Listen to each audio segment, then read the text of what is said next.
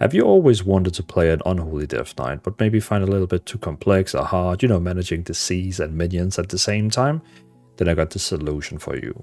The Unholy Death Knight is actually one of the top 3 damage dealers when it comes to the single button assistant, so this build here is insane together with the single button assistant.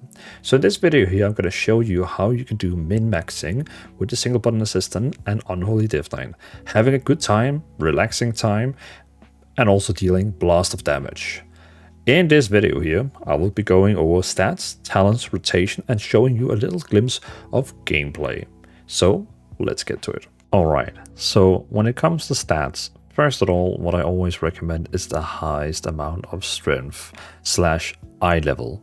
What I mean by that is, for example, here, if we look at my weapon, right now you can see the weapon is an adventure weapon. I would only replace this weapon if I got a weapon which was better, like a veteran weapon, champion weapon, and so on. I would never go down on a list. I know adventure is technically the lowest upgrade level, but still I wouldn't pick an item that has a lower upgrade level than the item I have currently. So always go with the item that has the highest upgrade level to get the most main stats, which of course is strength and stamina and weapon damage, which, when it comes to weapons, highest upgrade level all the time. When it comes to armor, highest upgrade level all the time. It just gives so much more in value.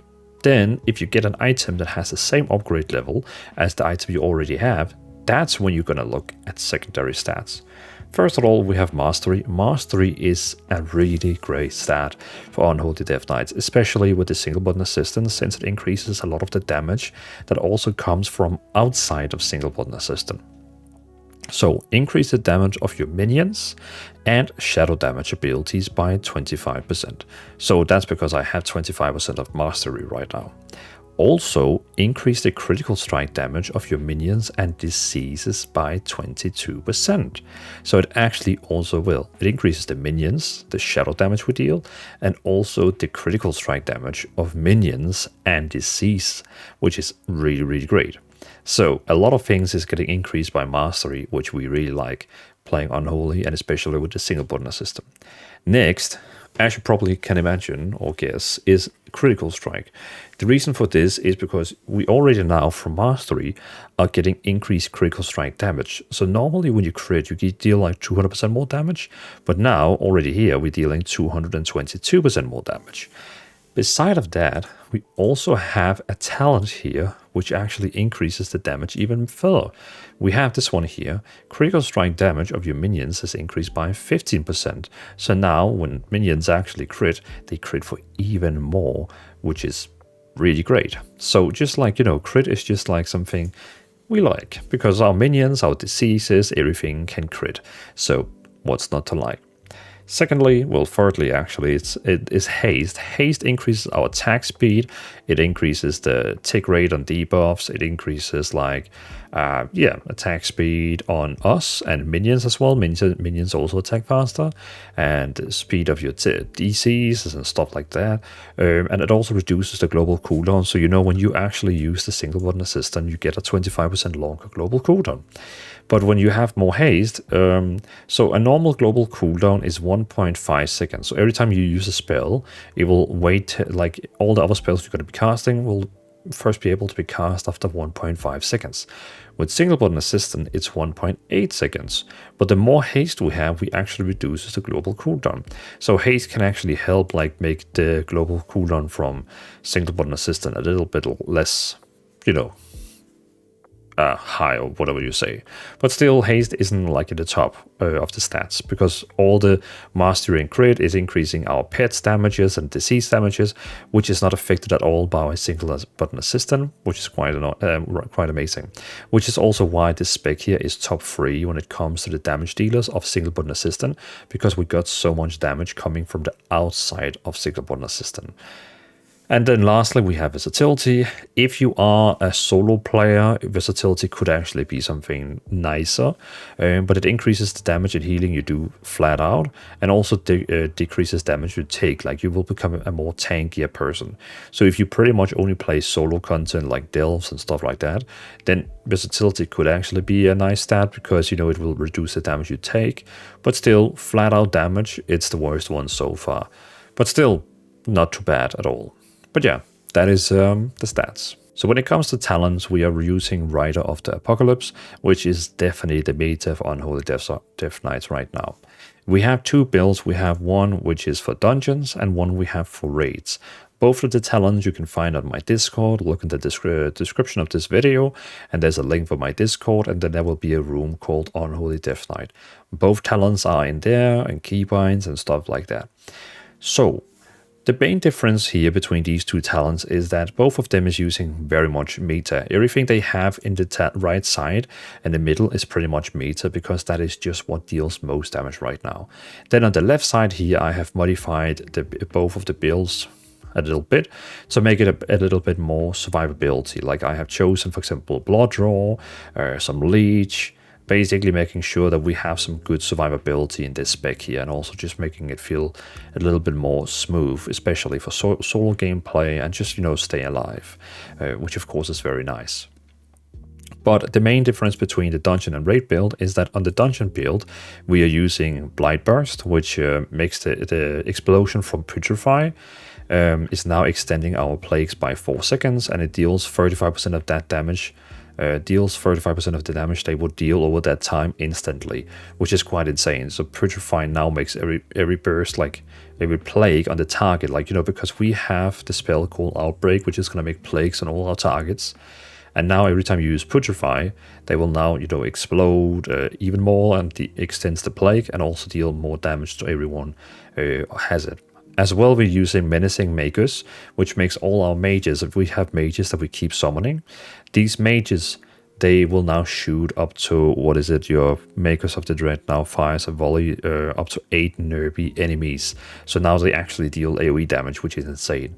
Those two talents we don't use in the raid build. The raid build, we are technically using these two instead. So you can see here we're using Mobility. Deceased enemies take 1% increased damage from you per disease they are affected. And also Dark Transformation increase attack speed and damage of you and your monstrosity for 5 seconds. Because we don't really need the 2 AoE spells when, for example, you're doing raid bosses. That's kind of like waste. That's why we're taking these to enhance. But that's what I really like about the Unholy Death Knight right now, that the both builds for dungeon and raid is technically the same. Like, it's almost literally the same talents. There's like no difference between them, except these 2 AoE things here. The middle is pretty much also the same. We just have a small things here, which is more like utility-wise. It's not really something big, grand. And also on the left side here, we are using, for example, Cold First and Blinding Sleet for dungeons, but we don't need those 2 in raids. So that's why we're using, for example, a little bit more speed in raids, and also that your ally, race ally, is free to use, because you're going to be raising a lot of allies in raids, because a lot of people's going to die. But that's pretty much the main thing. On the right side here, we are using, you can see here in the middle of the talent tree here, we're using both the reanimation and we're using Outnumber and not Pestilence. This is basically just the meta at the moment and what is dealing most damage. We also have Apex talents now. So Apex talents is, for example, this one here called Forbidden Knowledge, which is quite cool. When you use Army of the Dead, you are,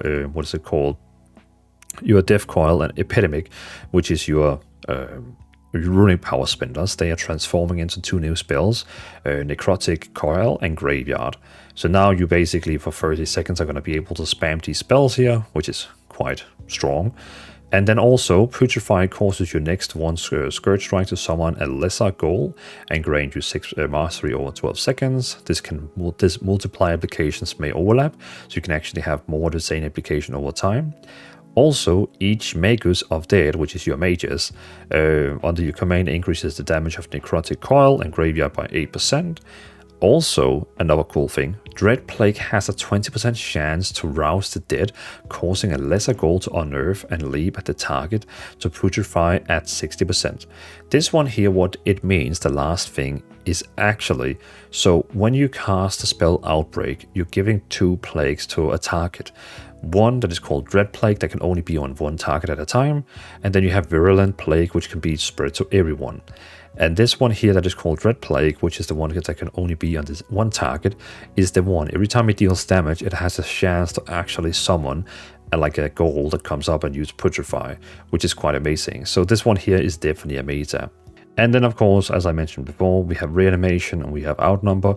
Reanimation is super cool because when you putrefy a lesser goal, it has 100% chance to reanimate as a Magus of the Dead, who hurls frost balls and shadow balls at your foes for 15 seconds, which is really, really nice. Also, we have outnumber. Each lesser goal increases the damage of your permanent goal by 10%, and Dark Transformation additionally empowers the claw attack of your lesser goals. And you know, we keep summoning lesser goals instead of before. Midnight, our Unholy Death Knight was basically about making like these debuffs on your target and then make those debuffs explode. Not anymore. Now it's about summoning additionally minions, which is really cool. But I mean, that's pretty much what to talk about in this talent here, is that we have a raid build, we have a dungeon build, everything you have of the talents here is pretty much meta, summon makers, deal damage, disease damage, so on. Pretty standard stuff. So yeah, let's go to rotation. When it comes to rotation, it's actually quite simple. We have every single damage cooldown and damage spell inside a single button assistant. Technically, a single button assistant is going to be using Army of the Dead, Dark Transformation, Death Coil, Epidemic, Festering Strike, Outbreak, Putrefy, Raise Dead in case your goal is dead or you forgot to summon it, Scourge Strike, and Soul Reaper. A lot of spells is inside a single button assistant. So all these spells, you can technically remove them from your action bars down here, which is going to make your UI look so much more clean, because technically in the dungeon build, this is what you need. In the raid build, it's going to remove Blinding Sleet, and we're also not going to have Epidemic here. I'll explain to you in 2 seconds why I have Epidemic down here. So technically, what's going to happen is when you use the single button assistant, it's going to fire out all these spells in, pretty much the right order. So you can see first, it's going to be using Outbreak, which is going to give Disease, Army of the Dead, Dark Transformation. Then it's going to be spamming, because we have 5 targets here, it's going to be spamming Epidemic, it's going to be using Festering Strike, and it's going to be using Scourge Strike. So technically it's just going to be spending between using runes, using rune energy, runes, rune energy, runes, rune energy, and of course other spells like Festering Scythe or Soul Reaper. So it's just going to like now go between these 2 spells.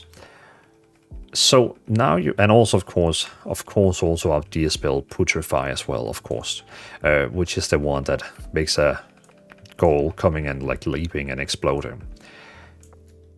Now you might be thinking, why do you have Epidemic on your number 2 spell? Well, the thing is, even though we have, even though this single button assistant is automatically thinking about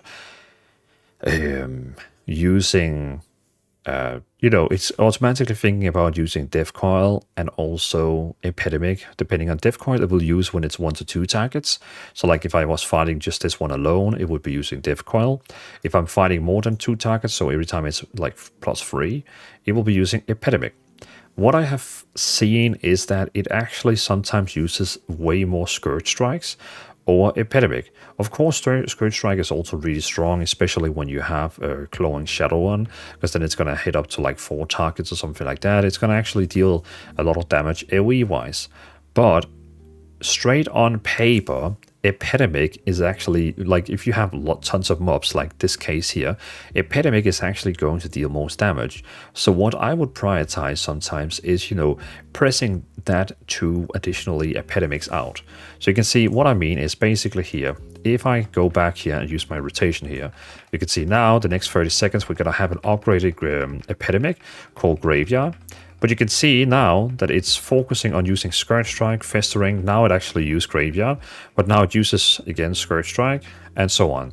So what I sometimes like to do is, if I have a lot of rune energy, like now, then I like to use twice Epidemic, or, there we go, just to squeeze out that little extra damage over time.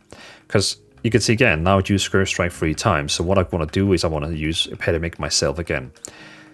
This is not needed at all. You don't have to do it at all. Don't get confused that you need to have Epidemic down here. This is simply just a little min-maxing thing. Because Epidemic just deals so much more damage when it comes to like a lot of targets in front of you.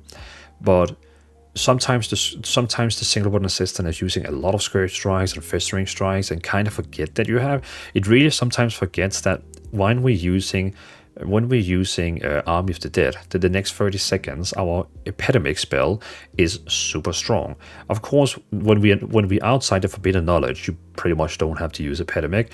It will automatically use it when it sees fits for it.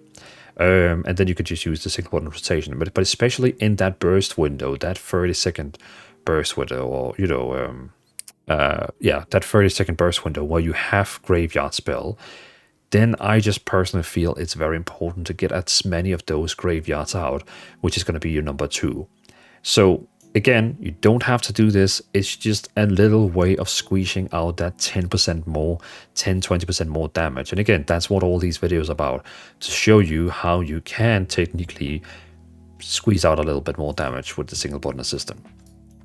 Then, of course, when it comes to single target, you can see like this one here, and you're going to do your rotation. It will, of course, now use instead the spell called not Soul Reaper, Necrotic Coil, which is Death Coil. And, well, actually, if I make my army start attacking, there we go. But then it will start using your single target rotation, which is also super powerful. And there, you never have to use your number 2, because your number 2 is purely for AoE situations. It's for a situation where you have a lot of mobs. So again, you don't need to have Epidemic on number 2. It is just only... The only reason I would do it is if I had a lot of rune energy, and I feel like now we have 83 rune energy. Now I really want to just dump a lot of that rune energy out and do tons of AoE damage. Like I was able now to cast 4 Epidemics, which deals insane damage, especially when you have like 5 targets with your damage over time ability on. So it is just for situations where you have tons of rune energy, and for some reason the single button assistant just want to use every overspell you have instead of focusing. Again, when we are outside of the Forbidden Knowledge, which is a 30-second buff you get after using Arm to Dead, it's not too important and you can kind of ignore you have Epidemic down here, but especially when we have the upgraded version of Epidemic, the one called Graveyard, then I really sometimes just want to squeeze out that extra AoE damage. Again, it is just a min-max question of getting out that 10% extra damage. And again, single target wise, you don't need to have it down at all. It's only for like, when you have like a lot of mobs. And when you run dungeons, sometimes the tanks, they pull 5 or 10 mobs, and then it is just such a meta to have. Like, it's such good. In the raid build, we don't use it at all down here because it doesn't matter in the raid build since it's single target damage. So that's why I wouldn't have it down on my raid build. So you can see this is the raid build UI. And then back to the dungeon UI, we have Epidemic. But again, please remember, you don't have to add Epidemic down here. It is just for being able to squeeze out that little extra damage. Which, I mean, is why I like making these guides. Because I can try to test it and find out how can we do little 5% more damage than everyone else who uses single button system. So yeah. But that's pretty much it when it comes to rotation. Let's now try a little gameplay session and see how much damage we can spin out with this build. Just a quick note, I forgot this. I always talk about all the other spells you have here, since a lot of new players, they also like to watch my guides, where they want to know what is everything else we have here. So let me just quickly go over that, and it will take 2 seconds, or else you can skip to the next part of the video if you already know all the other spells. Technically, we have the single button assistant Epidemic. We just talked about that for 7 minutes. Then we have Death Strike. It deals a little bit of damage, like 2,000 damage, and it's going to heal you for the 32% of the 32% of all the damage you've taken the last 5 seconds. It's going to heal you, but a minimum of 11% of your maximum health. Also, every time you kill a target which is in the same level area as you, it's going to be free next time, so you can use it for free, and it's going to be healing additionally 10% more, which is quite nice. So, for example, every time you kill a mob in a dungeon, you will be able to see that it keeps glowing up, and you can keep like casting it and to self-heal you. But it's not a great damage spell since it only deals 2,000 damage, and you can see Scourge Strike deals almost 4,000. So yeah, don't use it for DPS, only use it if you need to help the healer. But this is our main self-healing spell. Then we also have Anti-Magic Shell. It will basically give you a shield here, which is going to make you able to absorb 150k of magic damage, which is more like that's basically half our HP, which is quite great, and it has a 30-second cooldown. But it's a really strong absorb shield, and also when you have this on, you're preventing application of harmful magical effects on you, like the curses and stuff like that. So you're also getting immune for everything while you have this on.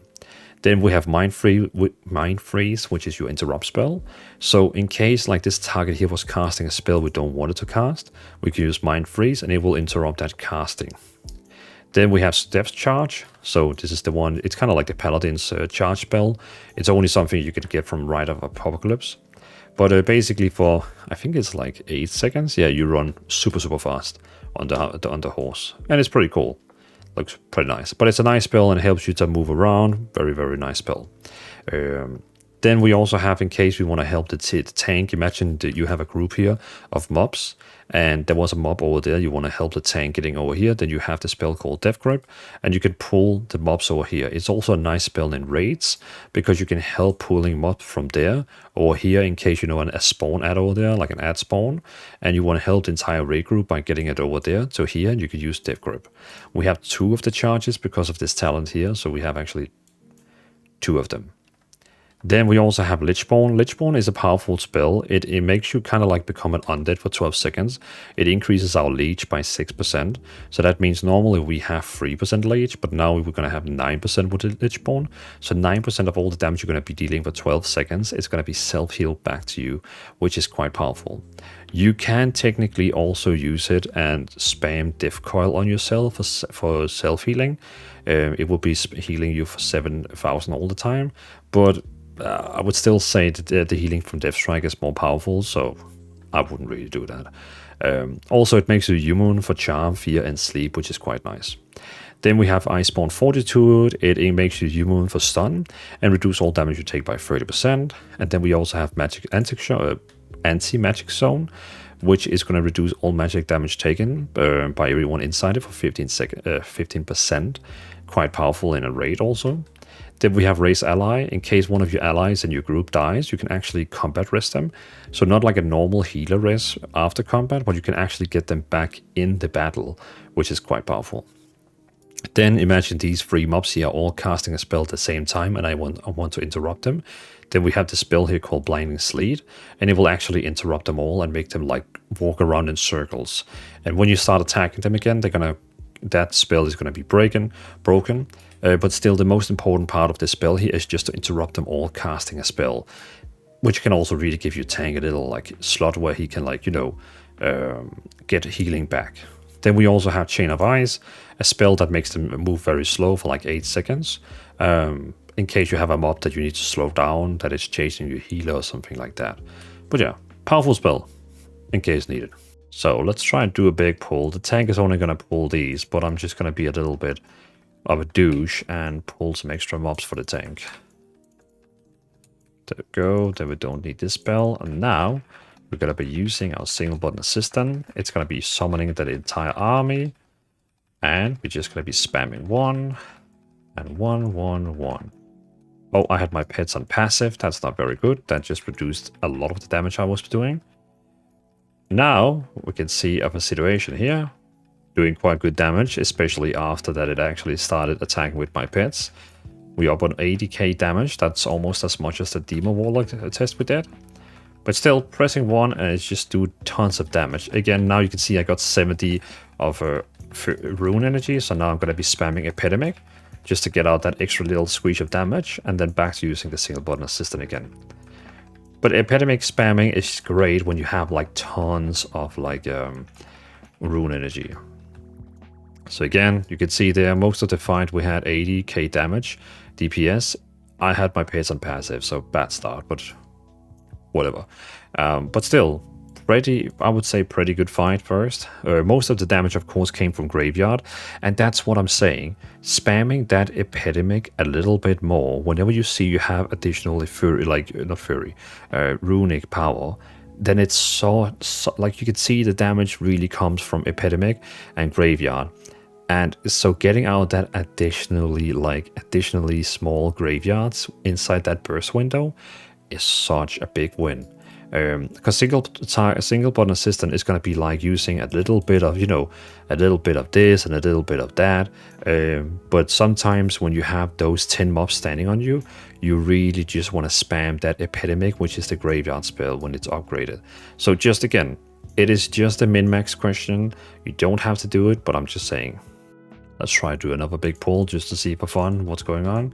So we're going to pull these mobs, we're going to pull these, and the tank is going to love me. There we go.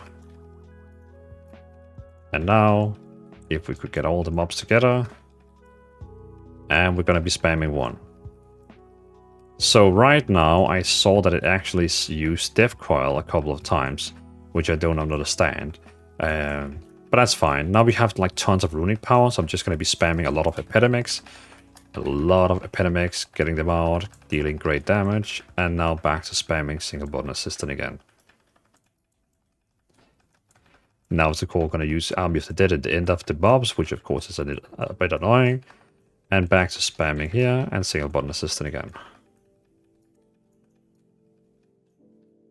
So we didn't win this fight here, but we still had a stable DPS on 50k, even though all the cooldowns was first used after the fight.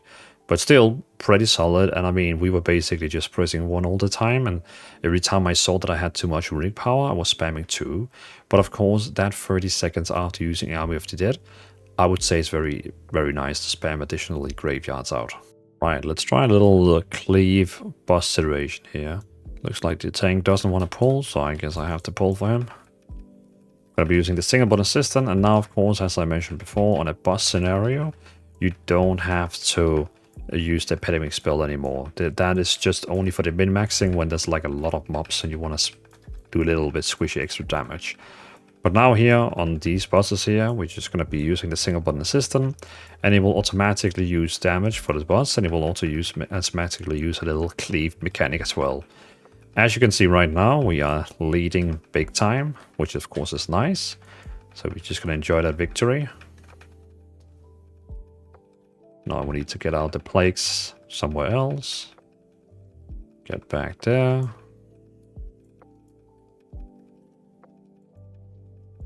Keep spamming 1. Oh, need to get the hook on him. There we go. And since we're using single button assistant, it's very easy for us to have an overview on mechanics. Interrupting.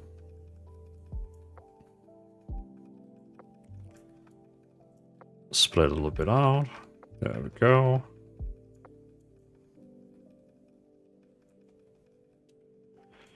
Interrupt.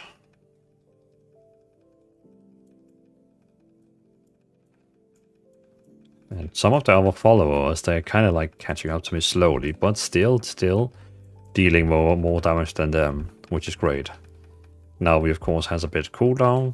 We're gonna stay close, even though I know it's gonna spread here. There we go.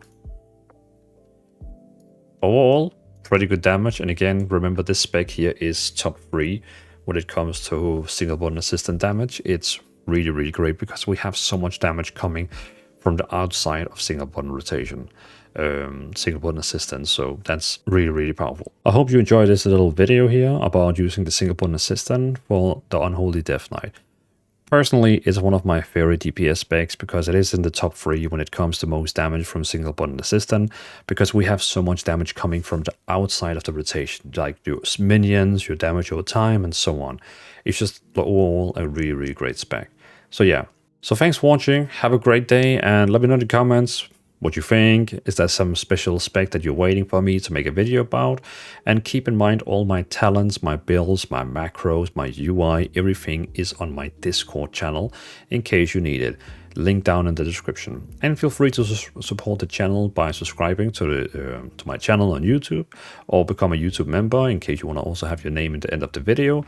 But I would appreciate all the support no matter what. Even if you're watching, subscribing, or member, thank you so much for being here. And I'll see you in the next video. Peace out.